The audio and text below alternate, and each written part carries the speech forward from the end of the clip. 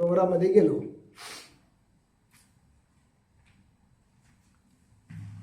समजा चिखलदऱ्याला गेलो आपण, अमरावतीचा चिखलदरा, धारणी, त्या भागात डोंगर आहेत खूप.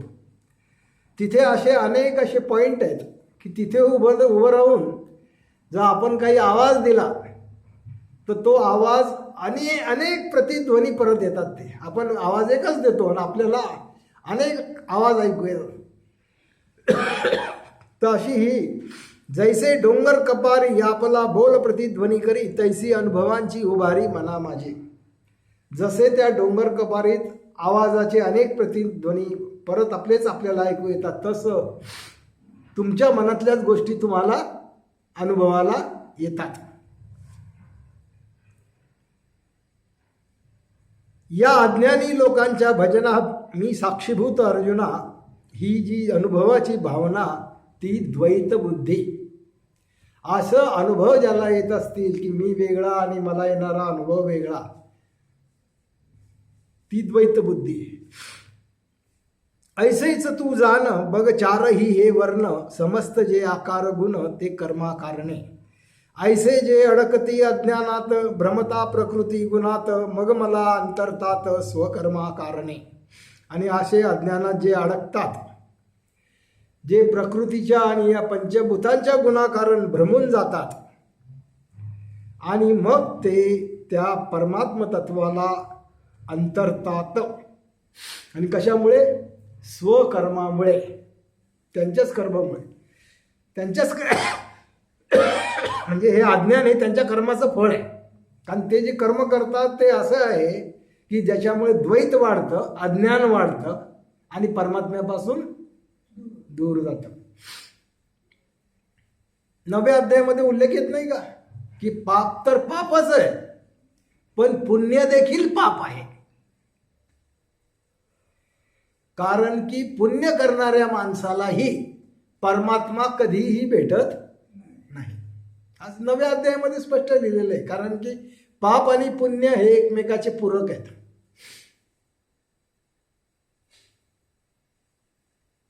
पुण्यामुळे ही एक प्रकारचं पापच वाढत असतं. माऊलीने त्या 9व्या अध्यायात म्हटलेलं आहे, पाप जर लोखंडाची बेडी असेल तर पुण्य ही सोन्याची बेडी आहे. फक्त ती बेडीच आहे, ते काही मुक्ती नाही, ते काही मोक्ष नाही. आणि म्हणून ज्याला परमात्म तत्वाशी एकरूप व्हायचं असेल त्याला पाप आणि पुण्य दोहोंचा त्याग करावा लागतो. दोहोंची तादात्म्य तुटलं पाहिजे. नाही तर काय होईल? पुण्य पुण्य पुण्य पुण्य असा जर विचार केला तर फार तर स्वर्ग मिळेल. पण स्वर्ग काय आहे? शेवटी सगळा भोगच आहे ना.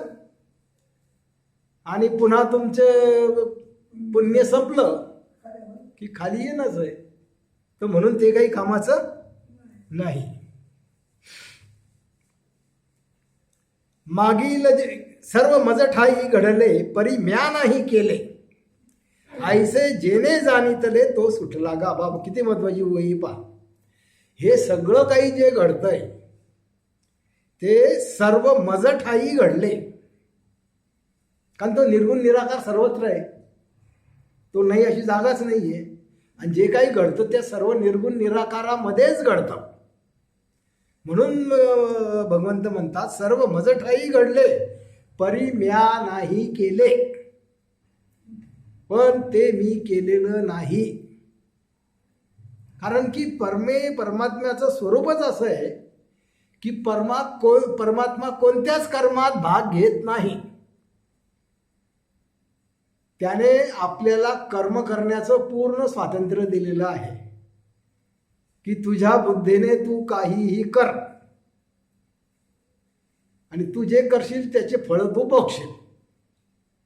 तो परमात्मा काही म्हणत नाही की असं कर का तसं कर. परमात्मा काहीच म्हणत नाही. परमात्म्याने आपल्याला बुद्धी देऊन टाकली आणि आपण आपल्या बुद्धीने जे काही आपल्याला पटलं ते आपण करतो.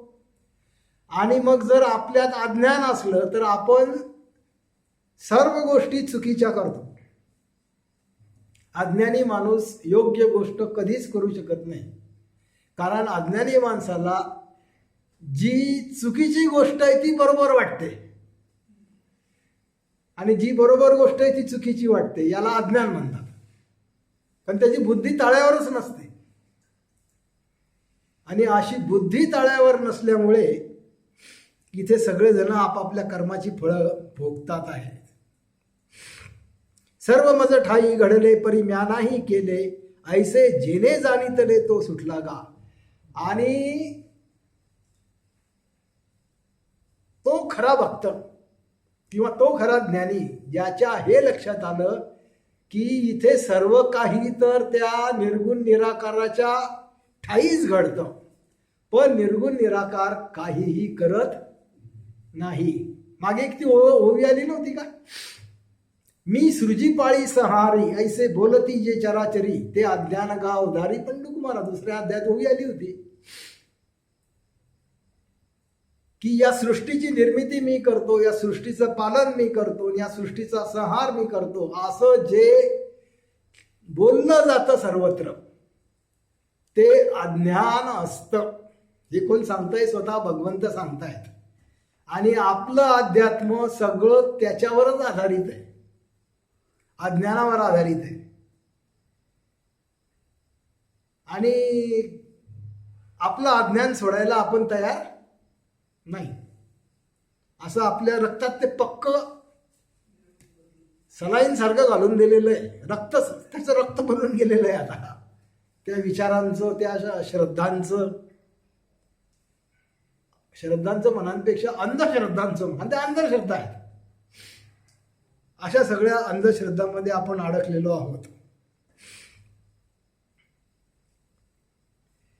मागील जे मुमुक्षु होते तयांनी ऐसेच जाणून माते, कर्मे केली समजते धनुर्धरा. आणि जे मुमुक्षु असतात मग ते असेच निष्कामपणे कर्म करतात आणि निष्कामपणे कर्म करून ते मला जाणतात. बीजे जी जाळली जाती ती पेरूनही न उगवती, तैसे ती कर्म घडती ज्ञाना ठाई. म्हणजे ज्ञानी माणूसही कर्म करताना आढळतो, कर्म करतो, पण ती बीज जी अग्नीमध्ये भाजली, आता अग्नीत कधी भाजली बीज तर ती पेरली, त्याला किती खतपाणी दिलं ते उगवणार आहे का? तसं ज्ञानाठाईची कर्म ही त्या भाजलेल्या बीजासारखी असतात. त्याच्यामध्ये त्याचा अहंकार नसतो, त्याची कामना नसते, त्याचा काहीही स्वार्थ नसतो. आणि म्हणून त्याने केलेलं कोणतंही कर्म बंधनाला कारणीभूत होत नाही. तो आपल्यासारखाच आढळेल, सगळे आपले कर्म करतानाच आढळेल, पण ते कर्म आपण केलं तर आपण बंधन वाढवतो. पण ज्ञानाने तेच कर्म केलं तर ज्ञानाठाई ते कर्मबंधन होत नाही. बीजे जी जाळली जाती ती पेरूनही न उगवती, तैसे ती कर्म घडती ज्ञानाठाई. आणि तू जाण अर्जुना कर्म अकर्म दोहो ना, जाणता कर्म सिद्धांत ज्ञाना मुक्ती घडे. काय असे ते कर्म कशाशी म्हणती अकर्म, जाणणे दोहोचे वर्म ज्ञान अर्जुना. म्हणून ते आता सांगतायत की कर्म काय असतं, अकर्म काय असतं हे सगळं जाणलं पाहिजे. जैसे ते खोटे नाणे तयाचे खऱ्यासारखे दिसणे, मग मतीचे ते भ्रमणे सारखेपणा कारणे. जसं व्यवहारामध्ये खरं नाणं असतं, खोटंही नाणं तयार होतं मग, आणि दोन्ही इतके सारखे असतात की ओळखू येत नाही. आता ही चलनी नोट आहेत म्हणतात खोटेही, आपल्याला काही त्या समजत नाही. ते जे बारकाईने बघतील, ज्यांना त्याची माहिती असेल त्यांनाच ते समजतं, बाकीच्यांना समजत नाही, कारण ते सारख्या असतात. तैसा भ्रम होई नैष्कर्म्यतेचा, परी डोंगर वाढे कर्माचा, मग फेरा भवचक्राचा आपोआप. जसं खऱ्या नाण्याच्या सोबत खोटं नाणंही असतं, तसं खऱ्या संन्याशाच्या सोबत खोटे संन्याशी पण निर्माण होतात. ते पण भगवे कपडे घालतात, तेही दाढी वाढवतात, तेही सगळं पूजा अर्चा उपास तपास गंध माळा सगळं करतात, पण त्यांचं मन निष्काम नसतं. आणि मन निष्काम नसल्यामुळे काय होतं मग, परी डोंगर वाढे कर्माचा. आणि असं ज्याचं मन निष्काम नाही त्याने काहीही केलं तरी कर्माचा डोंगर वाढतो, बंधन वाढतं, मग फेरा भवचक्राचा आपोआप. मग तो जन्म मरणाच्या चक्रात बरोबर फिरत राहतो. वाईट ती मूर्खांची गती, परी शब्द पंडित तैसेच असती. म्हणूनही कर्माची ही महती जाण अर्जुना. आता माऊली काही कोणाची ठेवत नाही, काजीपात ठेवत नाही. मूर्ख बिरख सगळं म्हणून मोकळं करून देते बिलकुल. कारण अज्ञानाला अज्ञानी म्हटलं मूर्ख काय, मूर्खाला मूर्ख म्हटलं काय, फरक आहे का? जे आहे ते माऊली सांगते. माऊली काही खोटं सांगते? आणि माऊली काही कोणाला घाबरत नाही. माऊलीला काही कोणाकडून काही नकोय की मला लोकांनी चांगलं म्हटलं पाहिजे, लोक माझ्या पाया पडले पाहिजे, माझा उदो उदो केला पाहिजे, अशी काही माऊलीची इच्छा नाही. आणि म्हणून माऊली स्पष्ट बोलू शकते. ज्याची मती निष्काम असेल तोच स्पष्ट बोलेल. सकाम माणूस स्पष्ट बोलणारच नाही. तो असं काहीतरी आड पडदा लावून उलट सुलट ओलांट्या कोलांट्या मारून मग सांगतो ते सगळं. सरळ कोणीच मानणार नाही की हे सगळं खोटं आहे, जे चालू आहे ते अज्ञान आहे. कोणीच सांगणार नाही. फक्त माऊली सारखे माणसंच हे सांगून ठेवतात की जे चालू आहे सगळं खोटं आहे आणि हे अज्ञान आहे.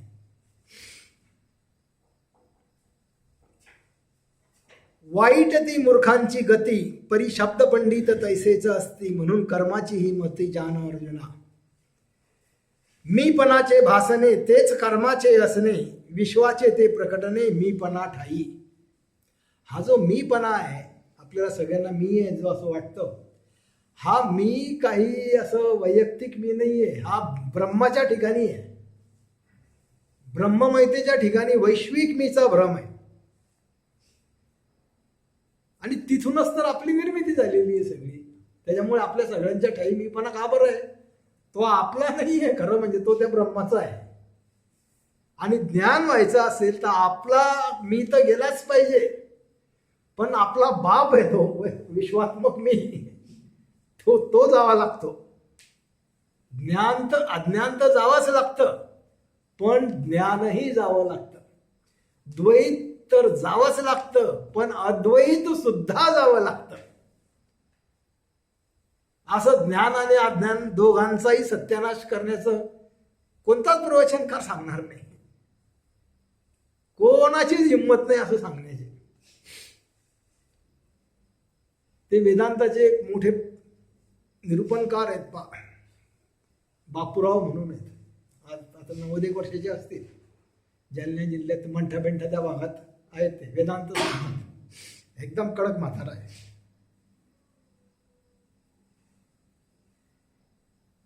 त्याचं सामान्य माणूस ऐकू शकणार नाही. कारण तो शिव्या बिवा देतो. देह बिवा आले ना, हे एकदम शिवी काढा दुसरं काहीच नाही. तर एकदा आम्ही त्यांना भेटायला गेलो होतो. तर असाच विषय निघाला मग अद्वैत ज्ञानाचा वगैरे हे ते. मग मी सांगितलं अद्वैताला तुम्ही वेदांतात अद्वैताला फार महत्व आहे. वेदांतात अद्वैत ज्ञान अद्वैत ज्ञान अद्वैत ज्ञान म्हणजे परम ज्ञान असं समजतात, असं सांगतात. मग त्यांना म्हटलं हे काही बरोबर नाही तुमचं. तुम्ही अद्वैताला कशासाठी परम ज्ञान म्हणता?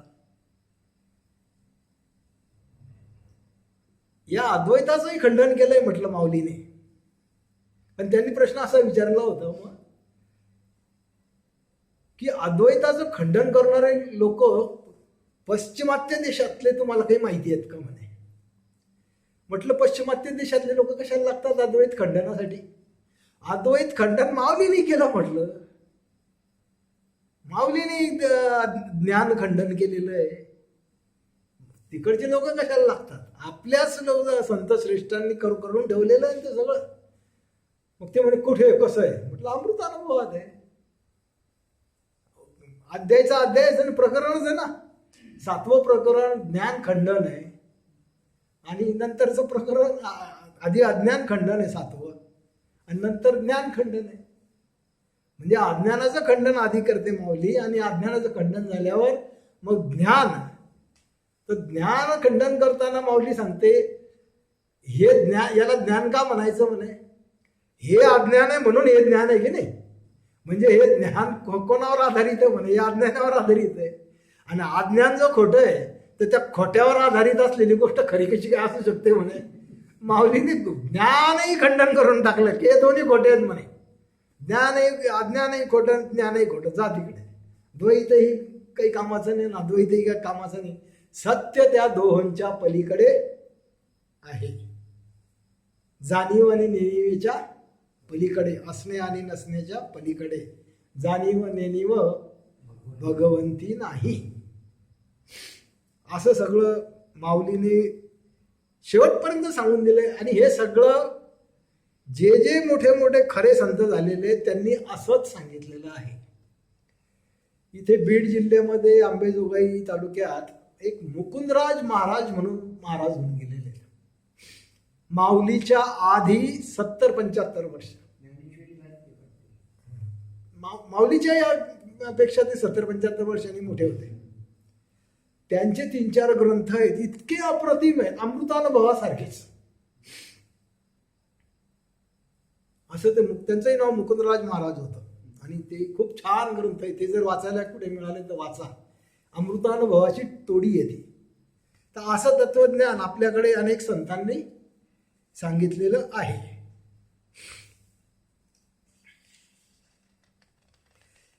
कर्मनिषिद्धता जाणता, कर्म संपूर्ण विजता, प्रकटते स्वस्वरूपता आपोआप. पुन्हा ती गोष्ट सांगितली की कर्म, मग ते चांगलं असो का वाईट असो, ते निषिद्ध आहे हे समजलं पाहिजे. आणि कर्म संपूर्ण ते विजता, सगळं कर्म विजलं पाहिजे म्हणे. जागृतीतलं कर्म विजलं पाहिजे, स्वप्नातलं कर्म विजलं पाहिजे, सुषुप्तीतलं कर्म विजलं पाहिजे, आणि तुर्येतलंही कर्म विजलं पाहिजे. चारही देहाच्या ठिकाणचं कर्म विजलं पाहिजे. आणि असं जर चारही देहांच्या ठिकाणचं कर्म विजलं तर आत्मज्ञान होत असतं. त्याच्याशिवाय आत्मज्ञान होत नाही. वर वर वर वर अध्यात्म करणाऱ्यांना आत्मज्ञान होत नाही. एरवी जग हे कर्माधीन, कर्मव्याप्ती अति गहन, परी ज्ञानाचे ते लक्षण ऐक आता. आता मागे ज्ञानाची लक्षणं सांगितले होते 3ऱ्या अध्यायात. आता 4थ्या अध्यायातही ते सांगतायत की ज्ञानाचे लक्षणं सांगतो ते ऐक म्हणे. काय ज्ञानाची लक्षणं? ते अविरत कर्मात वर्ततात. ते कर्म करतच असतात म्हणे. ते काही कर्म करत नाही असं नाही. अंगाला राख फासून घेतली, कुठेतरी बसले हिमालयात जाऊन, असं नाही. ते अविरत कर्मात वर्ततात, नैष्कर्म्यता आपली जाणतात. आणि त्यांचं मन पक्क निष्काम असतं. काही हेतू ठेवून ते कर्म करत नाही. निष्काम आचरण घडणे ज्ञान अर्जुना. ज्ञानी लिप्त कर्मात, परी निष्काम असती अंतरात. ऐसी निष्कामता जीवनात मुक्ती अर्जुना. आणि मग ते आपल्याला समजेल असा एक दृष्टांत आता देत आहेत. ते म्हणतात, जसे जलापाशी उभे ठाकता, दिसते आपली प्रतिबिंबता, परी आपली ती अलिप्तता जाणतो आपण. आता ही फार महत्वाची ओवी आहे. या ओवीचा संबंध आत्मज्ञानाशी आहे. जसं आपण एखाद्या सरोवराच्या काठी उभं राहिलो तर आपलं प्रतिबिंब त्या पाण्यात दिसतं. बरं, आपलं प्रतिबिंब आपल्या पाण्यात दिसतं, पण आपल्याला 100% माहिती आहे ना की ते जे काही पाण्यात मी आहे असं दिसतंय तो मी खोटा आहे. खरा मी हा वरती उभा आहे. हे कसं पूर्ण माहिती असतं. तसं या सगळ्या जगात वावरत असताना आता हे एक प्रकारचं सरोवरच आहे. याच्यात त्या सत्याचं प्रतिबिंब पडलं आणि त्या प्रतिबिंब म्हणजे आपलं मन आहे. आणि आपण म्हणतो बस हाच मी आहे, हे शरीर मी, हे मन मी. पण खरा मी काही आपल्याला माहिती नाही. जो अलिप्त आहे, यांच्यापेक्षाही अलिप्त आहे. हे जे काही आहे प्रतिबिंब पडण्याचा प्रकार, हा अन्नमय कोशात प्रतिबिंब पडलं तेव्हा जागृती निर्माण झाली. स्वप्नमय कोशामध्ये प्रतिबिंब पडलं तेव्हा स्वप्नातला मी निर्माण झाला. सुषुप्तीमध्ये प्रतिबिंब पडलं तेव्हा सुषुप्तीतला मी निर्माण झाला. आणि गगनाठाई प्रतिबिंब पडलं तेव्हा गगनातला मी निर्माण झाला. तुका आकाशा एवढा, तो सुद्धा भ्रम आहे, तो पण खरा नाही. असं केव्हा समजेल? जेव्हा तो ब्रह्ममयतेच्या पलीकडे परब्रह्माशी एकरूप होतो तेव्हा त्याच्या लक्षात येतं की अरे हे तर परब्रह्म होतं, इथे तर मी नाही, तू नाही, काही नाही, काही नाही. तुर्य नाही, सुषुप्ती नाही, स्वप्न नाही, जागृती नाही, काहीच नाही. हे तर परब्रह्म तर अलग आहे. परब्रह्म या कशातच नाही, जागृतीत पण नाही, स्वप्नात पण नाही, सुषुप्तीत पण नाही आणि तुर्येतही नाही. या सगळ्यांच्या पलीकडे येते. असं जेव्हा ध्यानामध्ये सगळ्या चारही अवस्थांचा निराश करत करत करत करत लक्षात येतं की ज्याच्यामुळे हे सगळं कळण्याचा व्यवहार होतो, समजण्याचा व्यवहार होतो, ते तत्व तर या चारही अवस्थांच्या पलीकडे. या चारही अवस्थांमध्ये तर काय, पंचमहाभूतांचंच प्रतिबिंब आहे. जागृतीमध्ये जो मी भासतो तो मी पंचभूतात पडलेलं प्रतिबिंब असतं, ते खरं नसतं. ते खरं नसतं म्हणूनच तर नाहीसं होतं की नाही. ते जर खरं असतं तर ते चिरंतन नसतं का राहिलं. ते खरं असतं तर ते पंचभूतही, ते शरीरही चिरंतन राहिलं असतं, त्याच्यातलं मी सुद्धा चिरंतन राहिलं असतं. पण तो मी सुद्धा खोटा आणि ते पंचमहाभूत सुद्धा खोटे. तसंच स्वप्नातलंही, स्वप्नाचं दृश्यही खोटं, स्वप्नातला मी पण खोटा. सुषुप्तीतला तो प्राणमय कोशही खोटा आणि त्या प्राणमय कोशाच्या ठिकाणी जो मीपणाचा भास आहे तोही खोटा. तसाच गगनाच्या ठिकाणी, त्या ब्रह्माच्या ठिकाणी जो मीपणाचा भास आहे तो आकाशामुळे आहे, पंचमहाभूतामुळे आहे. आणि म्हणून पंचमहाभूत हेही खोटे, कारण ते बदलणार आहेत, ते काही शाश्वत नाही. आणि तेही बदलणार आहे, त्यांच्या ठिकाणी निर्माण होणारा मीपणाचा भासही बदलणारा आहे, म्हणून तोही शाश्वत नाही, तोही खोटा. असं सगळे मी खोटे ठरवता आले पाहिजे. जागृतीतला मी खोटा ठरला पाहिजे, स्वप्नातला मी खोटा ठरला पाहिजे, सुषुप्तीतला मी खोटा ठरला पाहिजे, तुर्येतला मी खोटा ठरला पाहिजे. असे जर सगळे मीचा निराश झाला तर त्याला म्हणतात चार देहांचा निराश, त्याला म्हणतात चार अवस्थांचा निराश, त्याला म्हणतात चार कोशांचा निराश, त्याला म्हणतात चार वाचांचा निराश. आणि असा निराश झाला असता ज्ञान होत असतं. जैसे जलापाशी उभे ठाकता दिसते आपली प्रतिबिंबता, परी आपली ती अलिप्तता जाणतो आपण. जे नावेत प्रवास करती तया वृक्ष पळताना भासती, वृक्षांची ती गती भ्रमाकारणे. आता आपण मागे हे उदाहरण पाहिलं होतं की जहाजात जर आपण बसलो आणि जहाज जर असं काठाने चाललं समुद्राच्या, तर असं वाटतं की आगडीत तर बसलेलो आहे की नाही आपण, तर आगडीत बसलो की सगळे झाडं कशा पळताना दिसतात, तसा भास नावेत बसला की होतो. पण हे जे वृक्ष पळताना भासतात ते खरंच पळत असतात का? ते जागेवर असतो, आपण पळत असतो. म्हणजे पळतो आपण आणि समजतो झाडं पळतात. तसं हाय आपण वेगळे आणि समजतो ते प्रतिबिंब आपण आहे. या शरीरात मी आहे असं वाटतं, पण शरीरात मी नाही. शरीरात जो मी भासतो तो खोटा मी आहे. आणि त्या खोट्या मीच्या आपण इतके प्रेमात आहे की त्या खोट्या मेला आपल्या ज्याने काही सोडवत नाही, आणि म्हणून आपण जन्मोजन्म भ्रमामध्ये फिरत असतो. तैसे सर्व कर्मांचे असणे विश्वाचे हे अनित्य भासणे